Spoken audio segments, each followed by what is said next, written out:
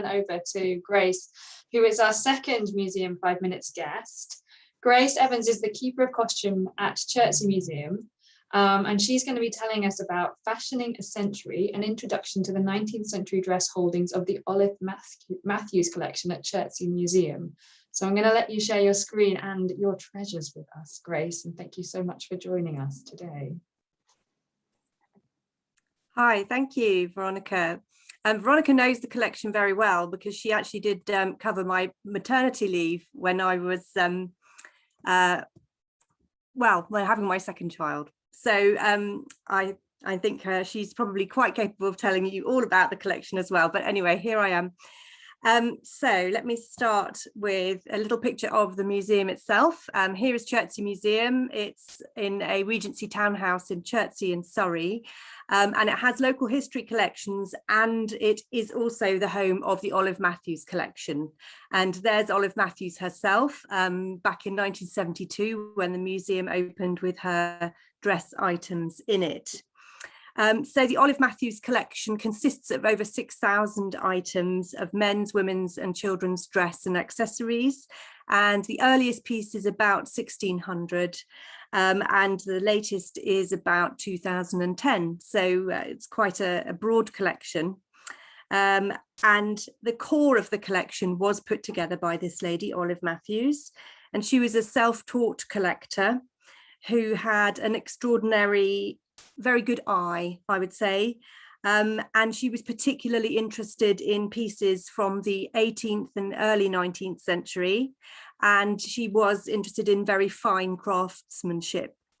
So those were her kind of main things that she was keen on.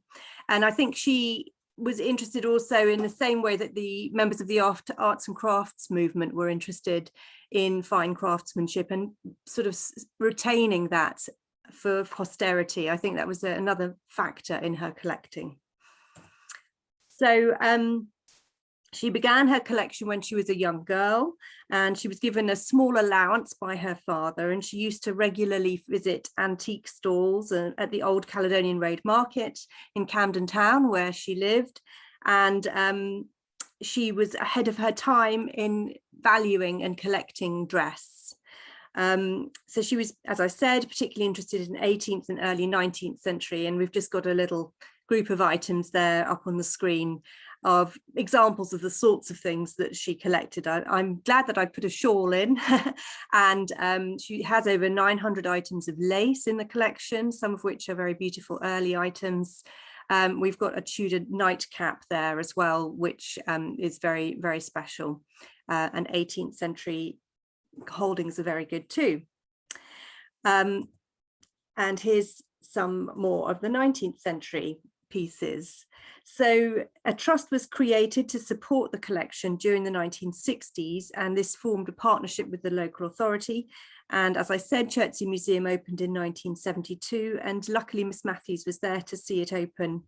And since then, successive curators have added to the collection, bringing it up to date. And significantly for this presentation, we've acquired more important mid to later 19th century pieces, which were originally not really part of the collection. So since we don't have very much time this afternoon, I'm just going to give you a whistle-stop tour of some of our 19th century pieces, and I'm just going to show you them in chronological order. So obviously these ones you're seeing in front of you are accessories and smaller items, but I'm going to focus more on full garments for you. So just to start off, we've got a white muslin gown dating between 1810 and 1815. And it's not the kind of true ancient Greek revival style. It's more into the historicism period of fashion that happened in that era. And you've got an example here of a sort of 19th century attempt to recreate Tudor slashed garments, which I think is fascinating. But because it's the 19th century, they're beautifully stitched, and there's piping around those puffs, which is nothing like the Tudor slashed look, but still quite interesting. And then at the back, you can see that this piece is no longer exhibiting the kind of apron front style that you have in the early 1800s. It's more the drawstring at the back, so it's simplified the fastenings at the back. Then this is a great favorite with many people from our collection, and this is a beautiful pink silk spencer from about 1815, and this piece has got the most beautiful rouleau decoration and the little leaf trimmings on the little shoulder epaulettes and the collar. And this piece is about to be going on display in an exhibition which opens next weekend, actually, at the museum, if any of you are nearby. And it did also feature quite prominently. It was quite a similar copy to this in the recent Emma film, if you look out for that. Alexandra Byrne, the designer, came to have a look at our pieces, and she lifted this one for Emma, but we don't mind. It looked wonderful. Just a little bit of menswear. We've got a man's coat from about 1837, 1840, which is beautifully tailored, and just right down to the little chamfered edges on the cuffs, and the beautiful button stand, and it's a beautiful coat. And it's got the lovely padding stitches in it, and the collar and the padding to make him look more manly when he's walking around in his coat. Moving forward, we've got a lovely dinner dress, which is a relatively recent acquisition. And it came from a collector called Sheila Lovett Turner, who her estate very kindly passed pieces on to us when she passed away. And I think this is just a really rare and beautiful example of a more muted evening gown from the 1830s, 1837 to 1839 sort of period. That one is also on display at the moment in our Blooming Marvelous Fashion Flowers in Fashion exhibition, which is currently open at the museum. Another shameless plug, as is this piece, which is a man's waistcoat from about 1840 to 1845, which is beautiful voided velvet and really stunning, lovely example. Moving forward into the 1860s, we've got a piece which was originally part of the Castle Howard collection, and when that was all sold off, our collection purchased a few items, and this is a really typical example of a sort of crinoline piece from the early 1860s, especially the black trimming, which I think is very much influenced by the advent of portrait photography and making yourself stand out in a photograph. Then we have a beautiful wedding gown with loads of ruching and draping and all sorts of detail, really tiny waist. Well, it looks tiny. It's not as tiny as it looks, actually. It's about 24 inches, but the way that they've shaped the waist with a corset obviously makes it look a lot smaller. And you've got just everything thrown at this, very typical of the 1880s, early 1880s. And then I just wanted to finish up with a really beautiful gown by Worth, House of Worth, which again came to us from the Sheila Lovett Turner collection.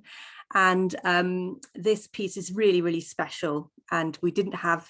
This is an example of us adding some beautiful couture to the collection from the 19th century. It dates to about 1897. And in fact, it is one of the pieces that has a date stamp on it. That was the only year where Worth dated their pieces in the 19th century, which makes it special in itself. It came to us without a back panel, so we have had to add a piece you can see in the image at the back. It was obviously used for something else, but it's still a remarkable piece, and we're really pleased to have it in the collection.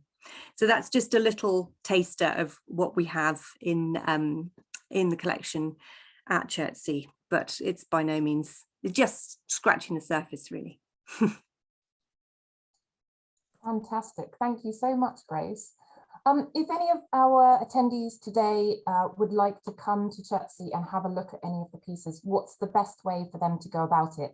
And importantly, are you taking researchers in at the moment to have a look at the garments?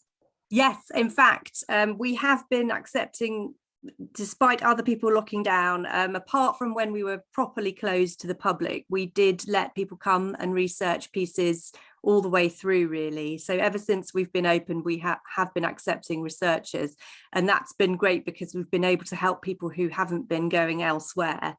I've just felt it's really important for people to still have access, and we can do it in a socially distanced way. And we can still let people see garments. So if you want to come and see pieces for research, you need to send an email to dress@chertseymuseum.org.uk. I can put that in the chat if that's helpful in a moment. Perfect. That would be wonderful. Yeah. So and you may have said this, and I may have just not caught it.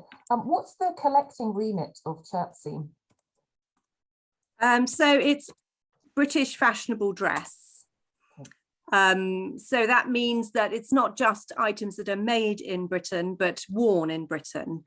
So that does incorporate American designers and French designers and items from other parts of the world, but we don't really collect ethnic clothing from other cultures, and we don't really collect more kind of folk dress or working dress, although that is a fascinating thing and would be wonderful as well.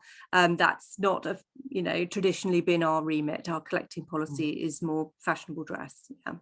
So, and also we do focus on items that are of lots of detail and beautifully worked, and because that sort of fits in with Olive Matthews' original interests. Yeah, and that Worth example is a fantastic example of that.